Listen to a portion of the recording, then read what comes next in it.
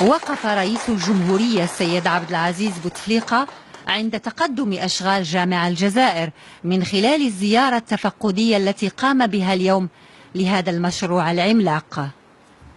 رئيس الجمهورية الذي تفقد بعض أقسام جامع الجزائر الذي كان قد وضع حجر أساسه العام 2011 استمع لشروحات حول تقدم الأشغال، حيث من المقرر أن تنتهي الأشغال الكبرى به بنسبة 100% مع نهاية السنة الجارية. جامع الجزائر الذي يعد ثالث أكبر المساجد في العالم بعد الحرم المكي والمسجد النبوي، به قاعة للصلاة تسع إلى 36 ألف مصلي، وسيصل عدد المصلين إلى 120 ألف مصلي عند ضم الساحة الكبرى. وقد تابع رئيس الجمهورية السيد عبد العزيز بوتفليقة عرضا مفصلا حول الجامع الكبير من خلال شريط مصور يستعرض مختلف مراحل إنجازه ومختلف أقسامه.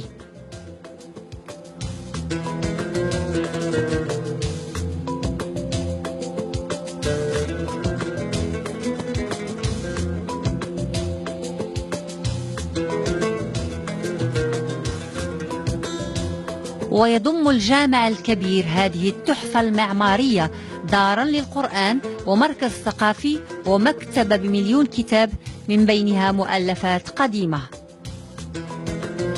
كما يبلغ طول مئذنة جامع الجزائر 265 مترا، وهي الأعلى في العالم، بها 43 طابقا سيقام على 15 طابقا منها متحفا إسلاميا. وهذا وتجدر الإشارة إلى أن جامع الجزائر سيسلم جاهزا مع نهاية السنة القادمة.